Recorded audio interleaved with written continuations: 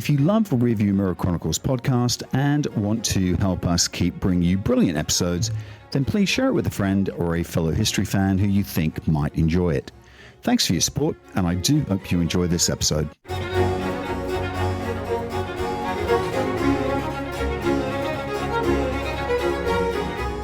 Hello, I'm Keith Hockton. It was tariffs that sparked the outrage.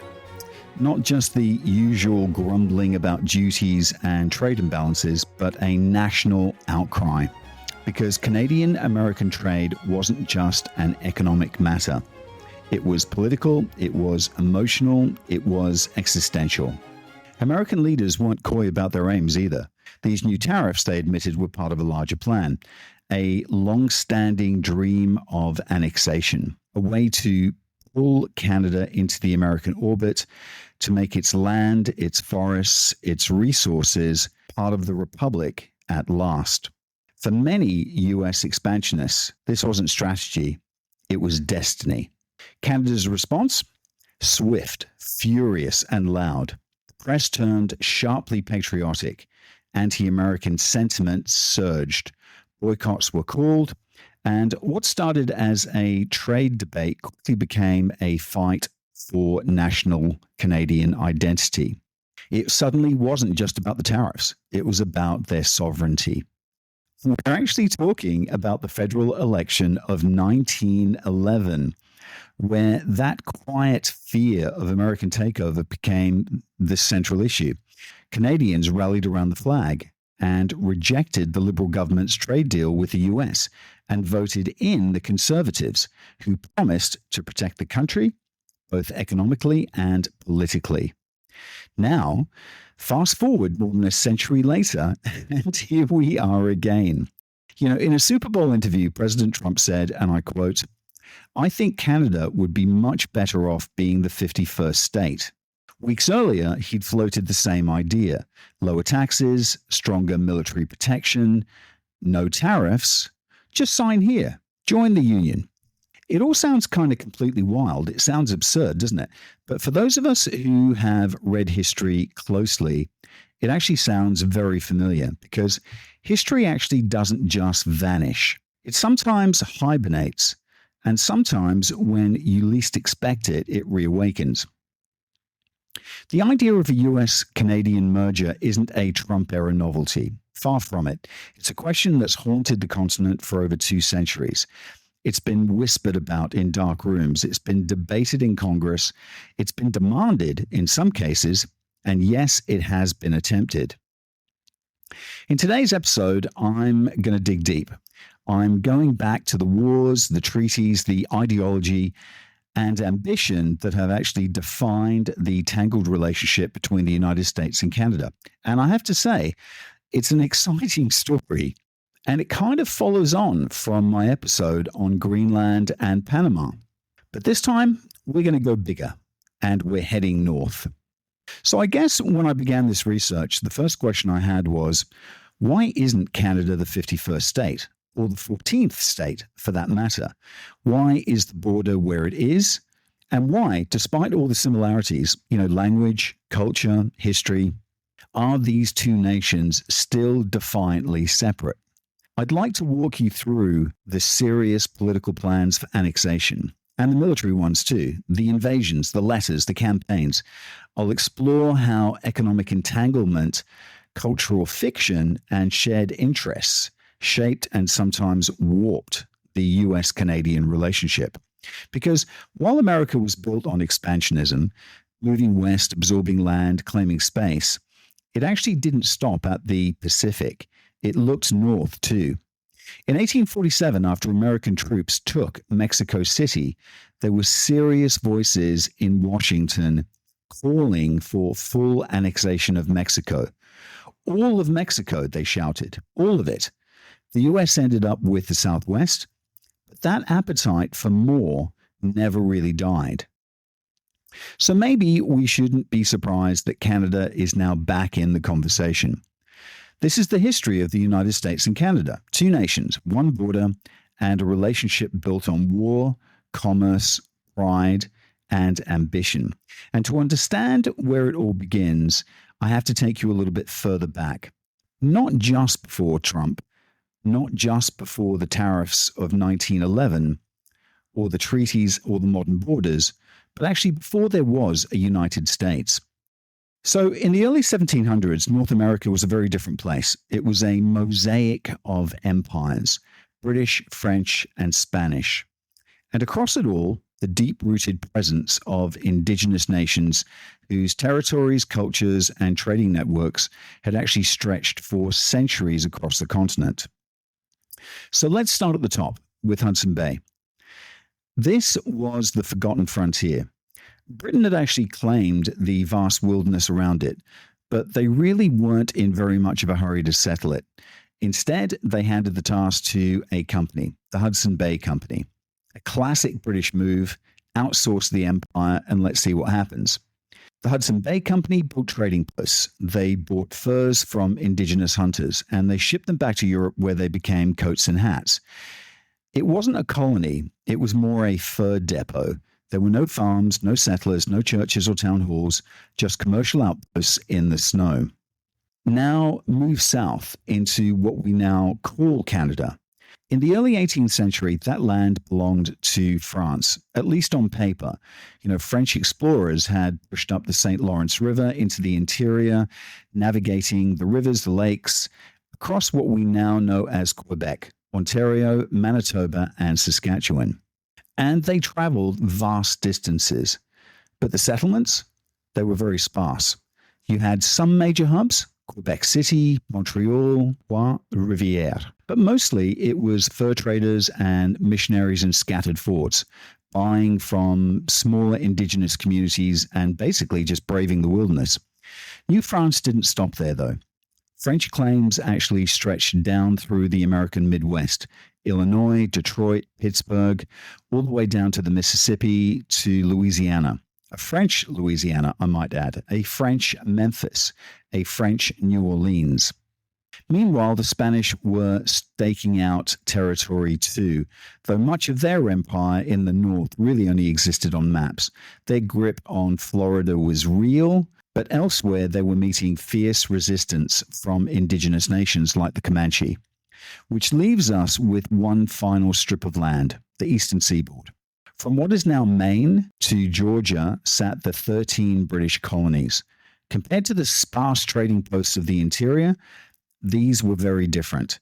They were settler towns, they were farms, they had civil institutions, and the British people who'd been there had been there, some of them for generations. And of course, this is where the spark of the revolution would begin.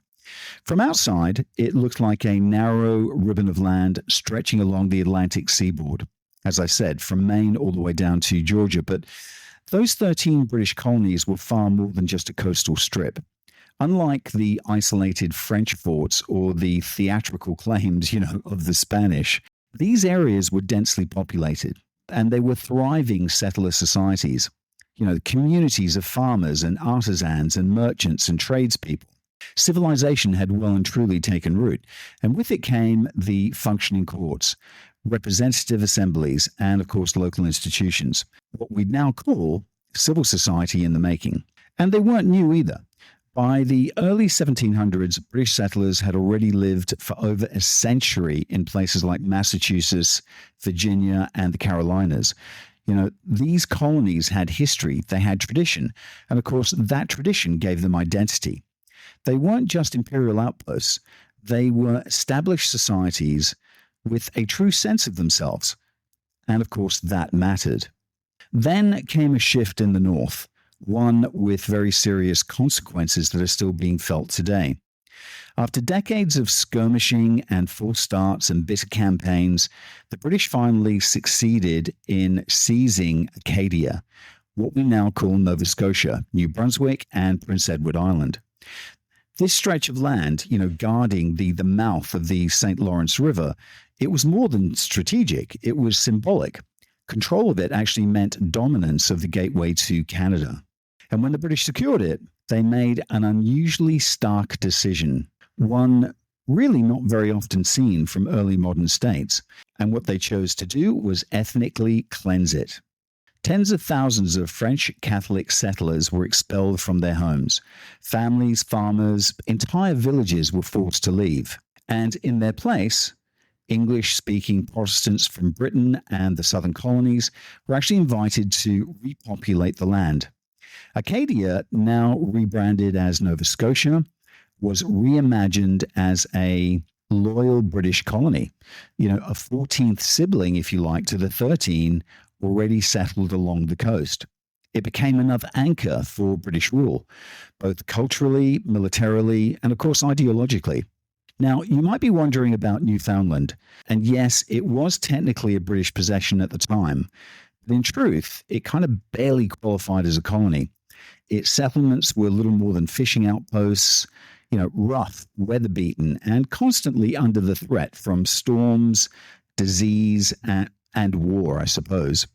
It had been fought over and burned so many times, it remained a frontier in every sense of the word. British in name, but barely held onto. But the next great turning point, not with Newfoundland or Nova Scotia, but with a war that would remake that continent, the 7 Years' War, known in North America as the French and Indian War.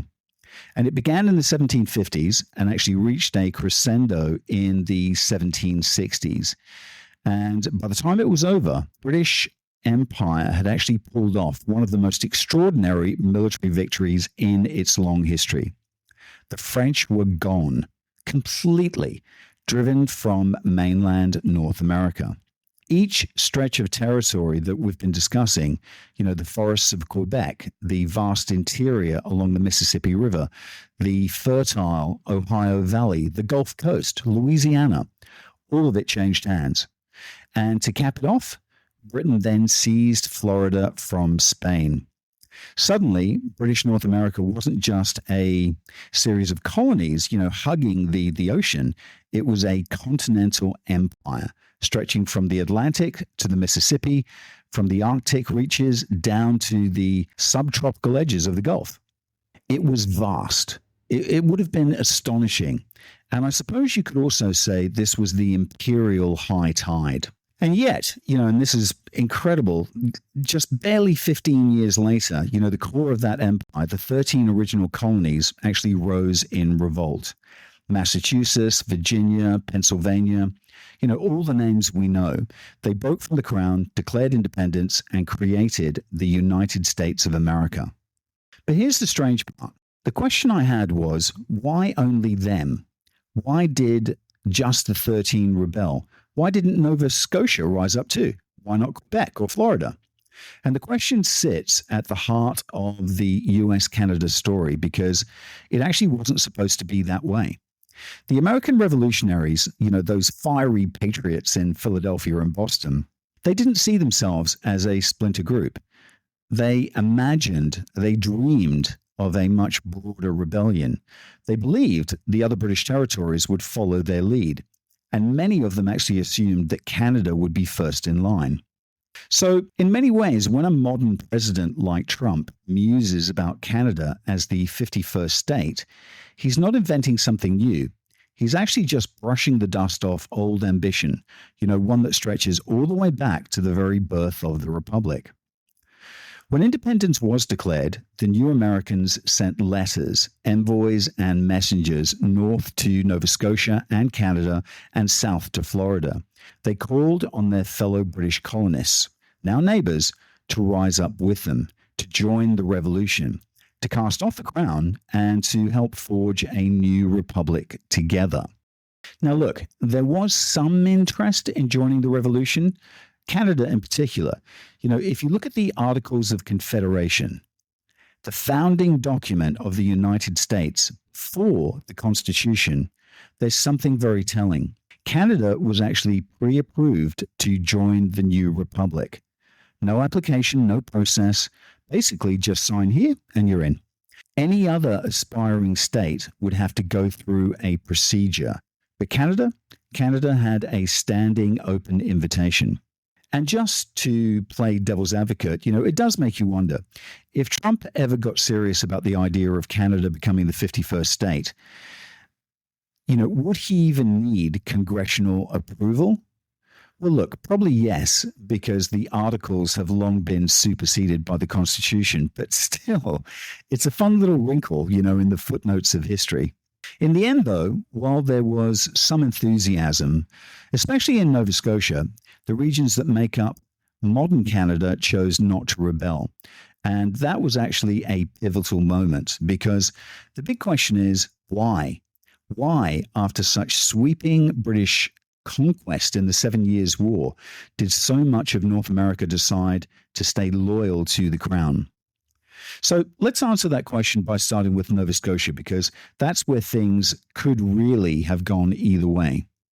Unlike the 13 colonies, where settlers had lived for generations and developed a very strong tradition in local government, Nova Scotia was still very fresh. Most of the population were recent arrivals from Britain, and they didn't have the same resentment towards London as the other 13 colonies had. If anything, they were still quite accustomed to British rule, and many actually welcomed it. After all, Nova Scotia had just been wrestled from French control, and British settlers in the region likely, I would say they probably appreciated having redcoats nearby to maintain order, to keep the French from trying to reclaim the land. And also, I imagine, to manage tensions with indigenous nations. The whole situation still felt very volatile, too real, too immediate, for talk of Republican ideals and such things. Geography also played a part too. Nova Scotia wasn't connected to the other colonies by a road. Supporting a rebellion actually meant crossing the sea and running the risk of British naval interception. And there was no way that George Washington was going to pack his army into ships to try and liberate Halifax. Even the most radical patriots had to admit, logistically, Nova Scotia was a bridge too far. So when Nova Scotia said no thanks to the revolution, the Americans let it lie. But what about the rest of Canada, modern-day Quebec, Ontario, Manitoba? Well, that was a different situation altogether. These were French Catholic regions, newly conquered by Britain just 15 years earlier. And to Britain's credit, it didn't try to repeat the heavy-handed tactics it had used in Acadia. There was no mass expulsion this time. Instead, they allowed the French Canadians to keep their religion, their language, their legal system, and their way of life. All they had to do was swear loyalty to King George, and it was very much a live and let live arrangement. And you know what? For many, it actually worked. So when American emissaries came knocking in 1774 and 1775, waving their revolutionary ideals and talking about liberty and constitutions and the separation of church and state, French Canadians weren't exactly rushing to sign up. They'd only just got used to British rule, and now they were being invited to join a radical movement led by English-speaking Protestants from Massachusetts Bay. That was never going to be an easy sell. The Continental Congress even sent a letter, in French no less, trying to win them over. And to be honest, it came across as a little condescending. The letter listed the inalienable rights enjoyed by British subjects: representative government, trial by jury, habeas corpus, property rights, freedom of the press. And I suppose in a way, it was a bit of a crash course in Anglo-Saxon liberty. And of course, the implication would have been clear. Join us and you can actually enjoy these freedoms too. The French-speaking Catholics of Quebec weren't so easily persuaded. They faced a choice: stick with distant but relatively tolerant British rule, or take a gamble on these fiery, land-hungry Americans next door, men who were famously less tolerant than Martin Luther on a bad day. Did they feel any sense of kinship with the Puritans of New England? No, absolutely not. And so the American invitations fell mostly on deaf ears. There were later attempts, even after the fighting began, including a letter after Lexington and Concord, warning Quebecers that they and their children were about to be made slaves. How, the Americans asked, can you be sure that the British will respect your religious freedom? What about if Parliament changes its mind?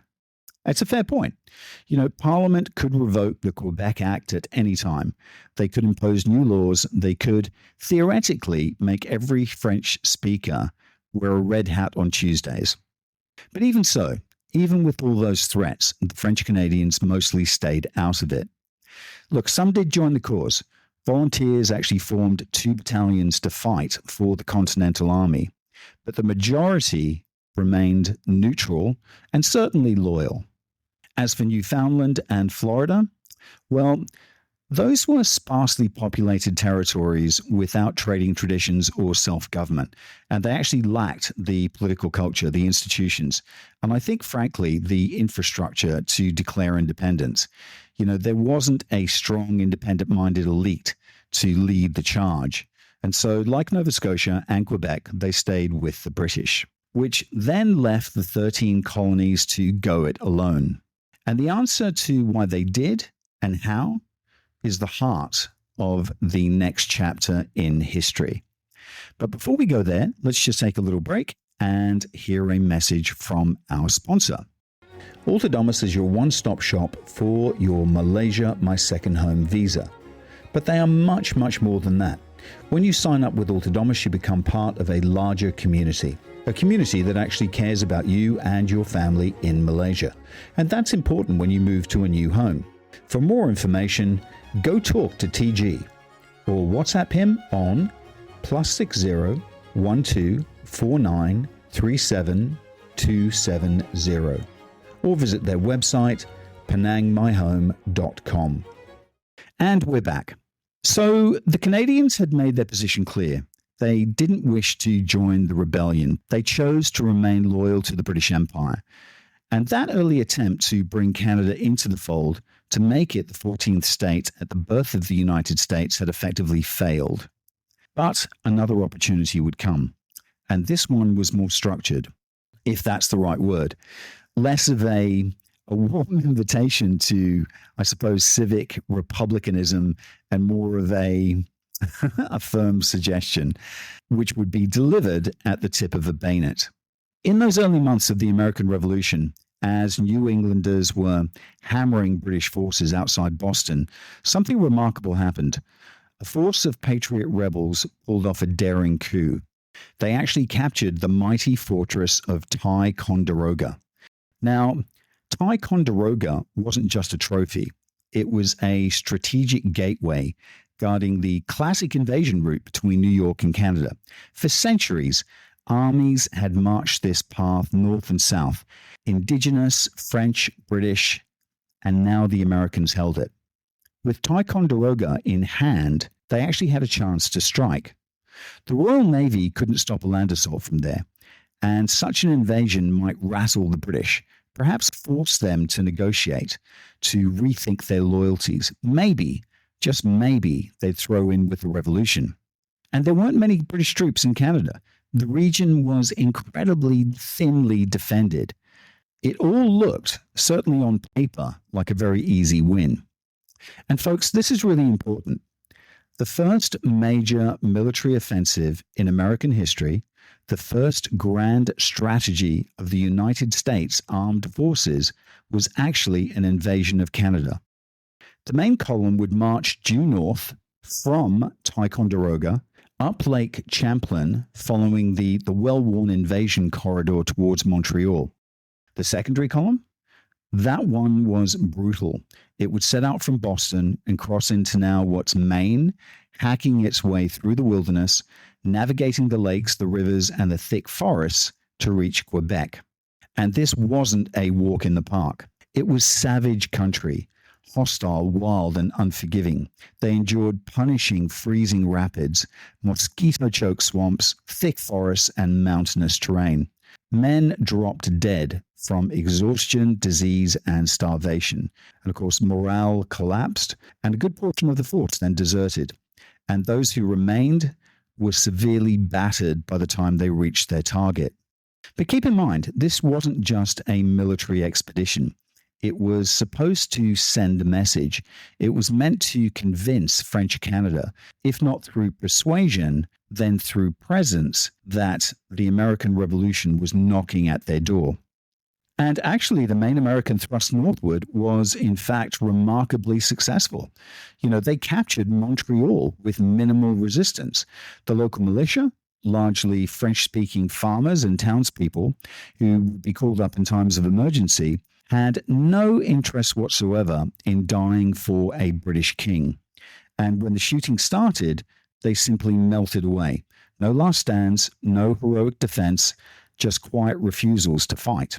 The British commander, General Guy Carleton, was actually forced to flee the city in disguise, actually dressed as a commoner. And he escaped downriver to Quebec, the walled city, the jewel of British Canada. And it was there that he actually began to regroup. And what happened next may seem like a small engagement in terms of troop numbers, but it was actually anything but insignificant. It would become one of the most consequential clashes of the entire revolution. Roughly 1,000 ragtag American soldiers had made it that far. They were cold, they were hungry, and as I mentioned, they would have been battered.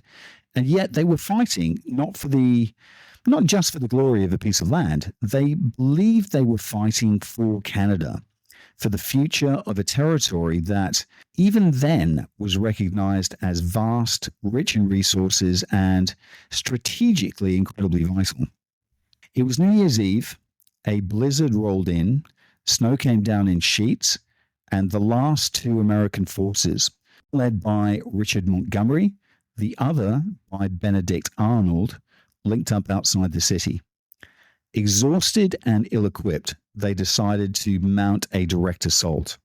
No siege gear, no artillery, no experienced engineers, just grit, desperation, and hand-painted slogans on their caps, things that read liberty or death, this type stuff. And remarkably, they actually got inside into the lower town. And they were literally just meters from the inner walls, close enough to smell the smoke from the British barracks. Had they broken through, it could have changed absolutely everything. Quebec would have fallen, and British garrisons throughout Canada would have been cut off from the transatlantic support, and they would have been forced to surrender. Canada, French, British, all of it might have become part of the American experiment. This was the moment, and it's the closest Trump's 51st state dream has ever come to becoming reality. But of course, history, as we know, often turns on inches, on minutes, on weather and luck and a single well-timed cannon shot.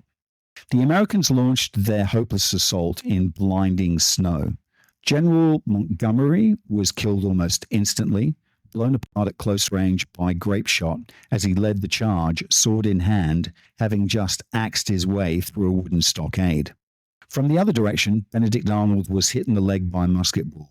His second in command, Daniel Morgan, took over. He scaled the barricade under heavy fire, rolled beneath a cannon for cover, and then fought hand to hand. But he too was soon overwhelmed and captured, and of course, the attack then completely collapsed. Roughly half the American force was either killed or taken prisoner, and the rest, freezing and exhausted, tried to hold the position outside the city, laying a very half-hearted siege. But to be honest, they were in no condition to fight on.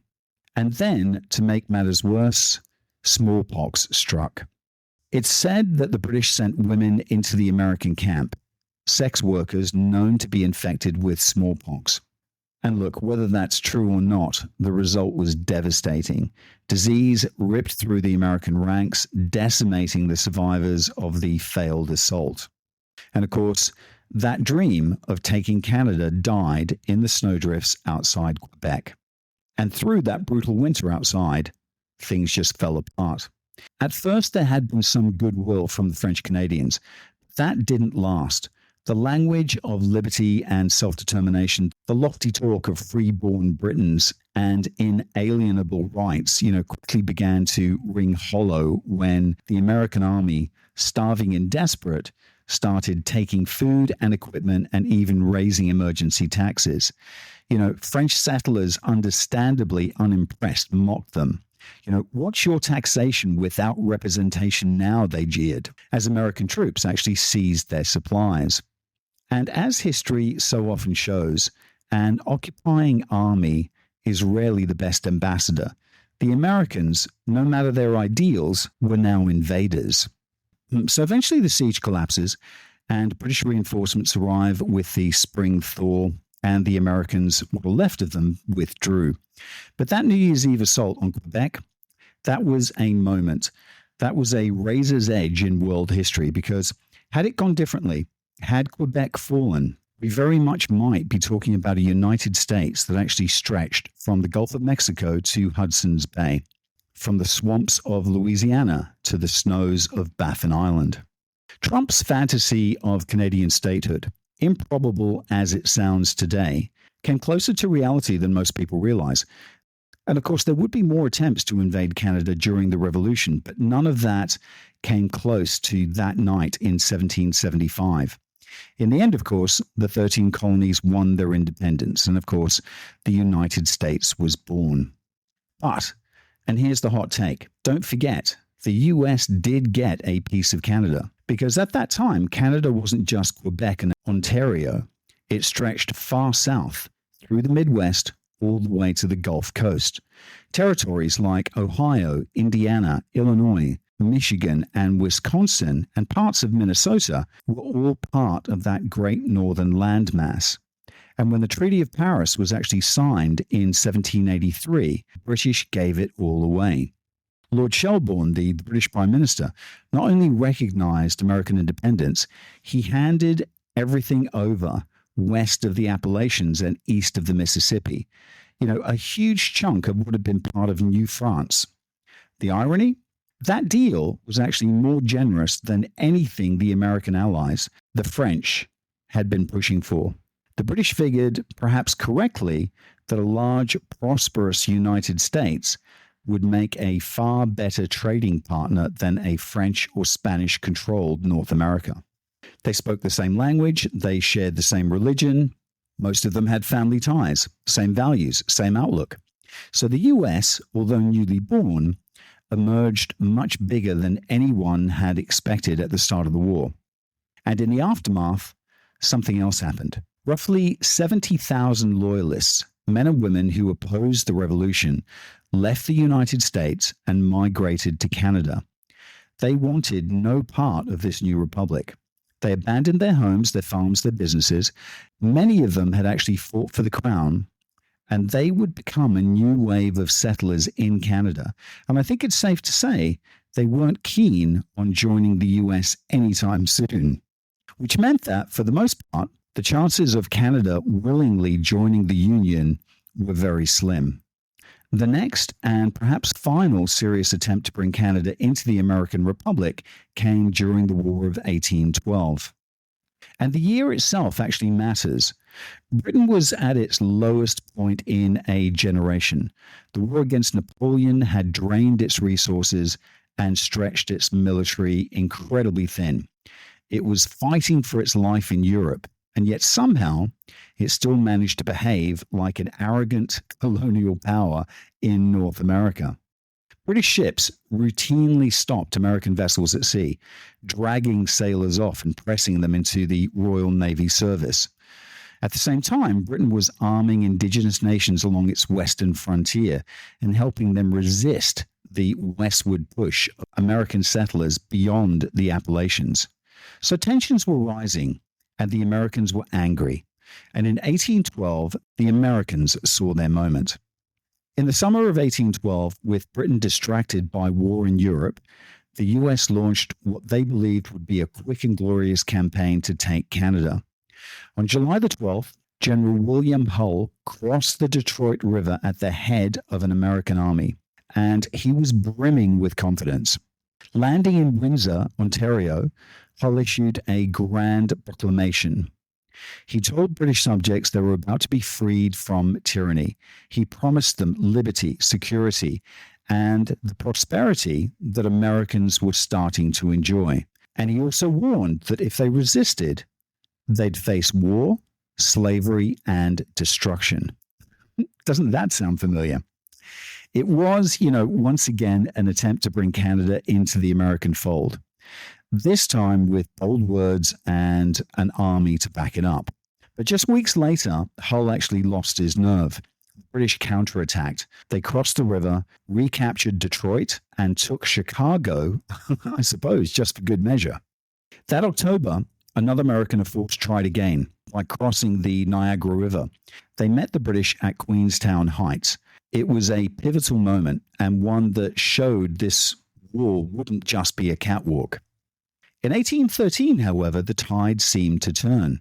American fortunes improved, at least briefly. On Lake Ontario, they built an impressive freshwater navy that dominated the lake, very much to Britain's embarrassment.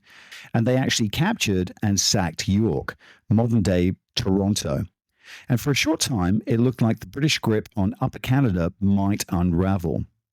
And here's a small but striking detail. I love it when you find these kind of nuggets. York was the last British colonial capital to fall to enemy hands until the fall of Singapore in 1942. The Americans also pushed north through Niagara, and it took a daring night raid to stop them. And that counterattack had ripple effects. Crucially, it brought indigenous forces back into the fight. The British had relied heavily on indigenous alliances, but in the early stages of the war, many tribes had held back, waiting to see which side would win before committing. A perfectly rational strategy. And then, of course, with the British regaining ground, indigenous fighters rejoined them, helping to hold the line. Later that year, in 1813, the Americans launched 2 assaults on Quebec. Both were beaten back. One of those attacks, 4,000 men strong, was stopped cold by just 400 defenders. French-Canadian militia and their Mohawk allies dug into strong defense positions, and although it was a staggering mismatch in numbers, they held their line. Fighting dragged on, certainly around Niagara Falls, and the bloodshed continued. Bitter, often inconclusive. And those battlefields actually remain today. And frankly, they're actually really worth visiting. More so, I would say, than Niagara Falls if you ever go there.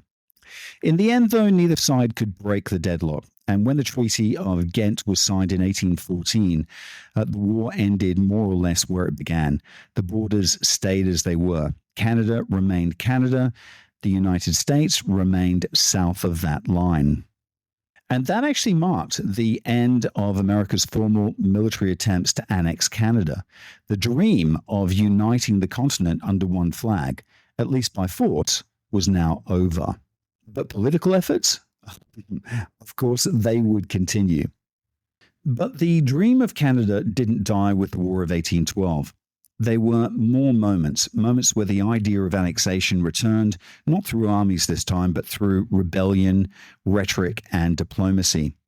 In 1837 and 1838, uprisings erupted across parts of Canada. Rebels, Canadian radicals, I suppose, rose up against the colonial oligarchies that controlled the provinces. They wanted reform. They wanted democracy. They wanted a system that looked a lot like the US model. Now, they didn't get official backing from the US government. They did get help from sympathetic American citizens living just across the border. Volunteers, arms, even small militias crossed over to join the cause. It became known as the Patriot War, and it was an informal alliance of Canadian rebels and American sympathizers effectively conducting raids across the border. The British authorities in Canada ultimately crushed that rebellion, and Washington made it very clear it had nothing to do with the uprisings. In fact, the US government cooperated with the British to shut these cross-border campaigns down. Fast forward just a few months to 1839, and trouble flared up again, this time between the new state of Maine and British-controlled Canada. Maine had recently broken away from Massachusetts, but the border between it and Canada had never really been clearly defined. The land in question was wild, it was remote. And until then, mostly overlooked. But as settlers started to move in and valuable timber resources were discovered, governments on both sides started issuing logging permits. And that's when confrontations broke out. That's also when local militias were mobilized and there was real talk of war. But you know what? Both sides blinked, diplomacy prevailed, and the border between Maine and Canada was agreed upon, and more or less where it runs today. It didn't completely diffuse tensions, though. Just a few years later, in the US presidential election of 1844, the annexation of parts of British North America was again back on the political agenda. Enter James K. Polk. Polk was a disciple of Andrew Jackson, the pugnacious, kind of hard-driving president whose portrait would end up hanging in Donald Trump's office. And like his mentor, Polk believed in aggressive expansion. And during his campaign, he actually called for the annexation of the Oregon Territory, despite British claims to the same land, which they called the Columbia District. And of course, this wasn't just about Oregon, it was about destiny. The Oregon Territory, stretching from Northern California up through what's now Oregon and Washington state and into, I suppose, modern-day British Columbia, became the centerpiece of a powerful rallying cry. And there's a New York Morning News editorial which captures the mood absolutely perfectly. It says, "The United States should have all of Oregon by the right of our manifest destiny to overspread and possess the whole of the continent which Providence has given us." And it's that phrase, manifest destiny, that stuck. It became a guiding principle for expansionists. Americans believed it was not just a right, but a divine duty to spread their system of government and a way of life across that continent. And in his inaugural address, Polk actually spoke of Oregon, but also of Texas and of acquiring California from Mexico. His was an imperial presidency in action. You know, he talked tough, he threatened war with Britain.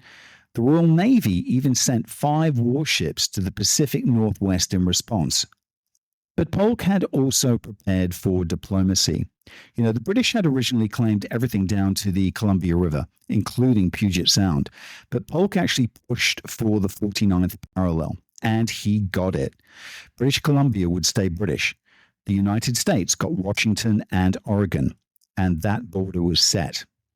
The next major episode came a generation later, after the Civil War, a time when the United States turned its eye north yet again. You know, during the war, Britain had remained officially neutral. But in practice, British merchants, shipbuilders, and private firms had quietly traded with the Confederacy. They ran blockades, they built their ships. And after the Union victory, Washington was absolutely furious. Enter Senator Charles Sumner, chairman of the Senate Foreign Relations Committee. And what he demanded were reparations. $2 billion, or you give us Canada. That's how serious it got. At the same time, the US was negotiating the purchase of Alaska from Russia. And of course, Secretary of State William Seward wanted more than just Alaska. He saw it as a step one in a grand plan to dominate the entire Pacific coast of North America. And Seward was a diehard believer in manifest destiny. He once said, "Our population is destined to roll its restless wave to the icy barriers of the North." Not great news for Canada, I have to say. Adding to the speculation, the US consul in Victoria, on Vancouver Island actually, reported that British Columbians were eager to join the United States. He claimed that annexation petitions were circulating and that popular opinion leaned heavily towards union. But in reality, there were just 2 petitions and a total of 104 signatures. And of course, that movement fizzled out. However, in the end, the British agreed to arbitration over Civil War reparations, and they ended up paying $15 million to the United States government and issuing a formal apology. And of course, then the annexation talk also faded. In the end, the Americans took the easy option, I think. Rather than keep pushing for annexation of Canada or even large swathes of it, they accepted the British cash. $15 million in reparations and a formal apology finally closed the book on Civil War grievances.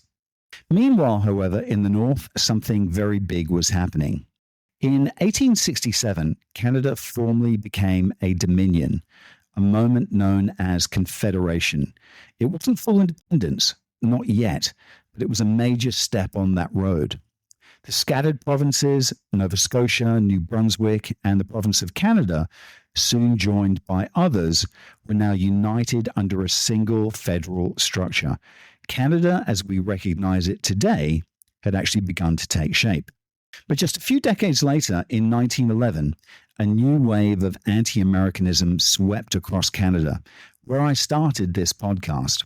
And again, it came down to tariffs. The Liberal government in Ottawa had negotiated a deal with Washington to lower tariffs between the two countries. On paper, it was a very good move, but not everyone saw it that way. Big Canadian businesses didn't like it at all. They'd actually grown used to being protected from the sheer scale and efficiency of American industry, and they had a powerful political weapon, the Conservative Party. The Conservatives rallied against the tariff deal, arguing that it would open the floodgates to American dominance. US goods would overwhelm Canadian markets. Canada's industry, still developing, would be crushed. And the election that year was fought overwhelmingly on that single issue. And of course, the Americans didn't help themselves. Champ Clark, the Speaker of the U.S. House of Representatives, stood on the House floor and declared, and I quote, "I look forward to the time when the American flag will fly over every square foot of British North America up to the North Pole. The people of Canada are of our blood and language." That quote hit like a hammer in Canada, and I think it was very much seen not as rhetorical flourish, but as a bit of a blueprint. Clark then went further, arguing that the new trade deal was the first step towards the dissolution of Canadian independence. And according to the congressional record, his speech was met with prolonged standing applause. The Washington Post ran an editorial declaring that the deal's popularity among U.S. Democrats stemmed from their belief it would smooth the path to absolute annexation. And just to make that threat crystal clear, a Republican member of the House Foreign Relations Committee introduced a resolution. Yes, an actual resolution calling for formal talks on how best to annex Canada. It only received one vote, his own. But that doesn't matter because the Canadians were listening. The Conservative Party actually seized on the moment, campaigning on the idea that lower tariffs meant not just economic ruin, but political absorption. They warned that Canada, if it wasn't careful, would become nothing more than an American province. And even Rudyard Kipling got involved, and he issued an incredibly passionate warning. He said, "It is our own soul that Canada risks today.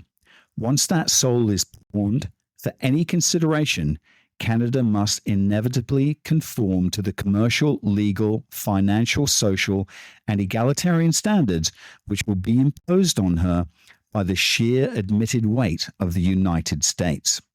Kipling was the poet of empire, the voice of British pride. And he had actually said the quiet fear out loud.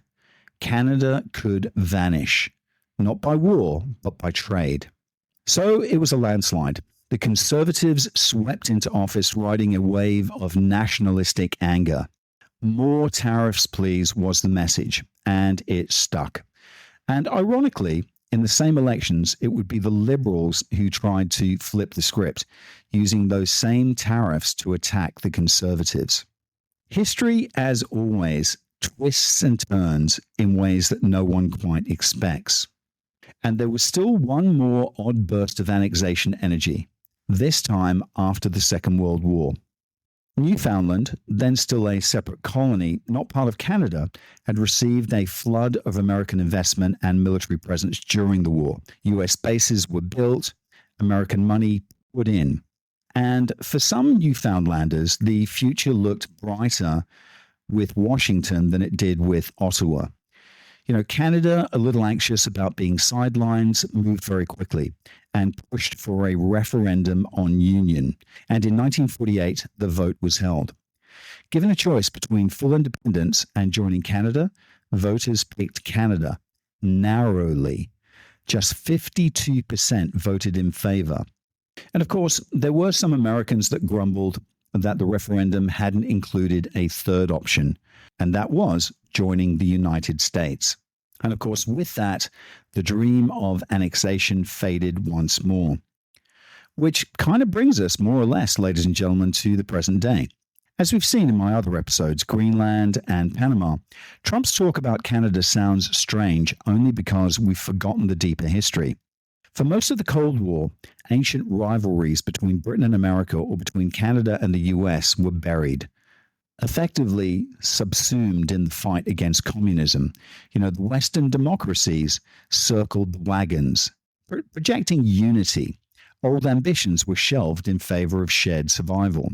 But Trump doesn't play by those Cold War rules. And again, he's tapped into older, deeper American instincts, traditions that predate the post-war order. His embrace of tariffs, his opposition to big government, the kind that was built by Roosevelt, his suspicion, his deep suspicion of global institutions, his interest in manifest destiny, in borders, in expansion. These aren't fringe ideas, they're old ones, traditional American values, but not the kind we've been celebrating in recent decades. Because I don't believe values are fixed. Culture isn't carved in stone. National character isn't handed down once and forever. It's actually made and then remade in each generation through argument, struggle, and politics. And Donald Trump has thrown himself into that struggle. The version of America that he's reaching for feels alien and, quite frankly, frightening, but it has deep roots in American history. Older dreams, older instincts, resurrected and reborn. And that, ladies and gentlemen, is the story of this podcast. Thanks again for listening in. As always, it's been an absolute pleasure. Bye for now.